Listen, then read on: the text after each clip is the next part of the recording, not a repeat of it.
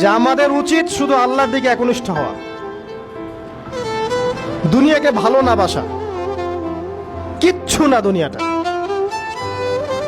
আমার চেয়ে ভালো আপনারা এটা জানেন না, কিচ্ছু না দুনিয়াটা, মানে মুহূর্তে ডিজাস্টার হয়ে যেতে পারে। আর যাদেরকে নিয়ে এই দুনিয়া, আমাদের মা বাবা ভাই বোন আত্মীয় স্বজন স্ত্রী সন্তান, এরা সবাই যে যার হক চাচ্ছে, তাদের হক দিয়ে দেন, আপনি খুব ভালো। দিতে পারবেন না, আপনি ভালো না। সারাটা জীবন করতে থাকেন, দেখবেন একদিন দিতে পারেন নাই, সে আপনাকে চিনবে না। নবী সাল্লাল্লাহু আলাইহি ওয়াসাল্লাম বলেননি এই কথাগুলো? জাহান্নামে যাওয়ার কারণ এগুলো উল্লেখ করেন নাই? কিসের আত্মীয় আর কিসের আপনজন আর কিসের অফিসের বস আর কিসের কি, সবাই সবার স্বার্থ নিয়ে পড়ে আছে।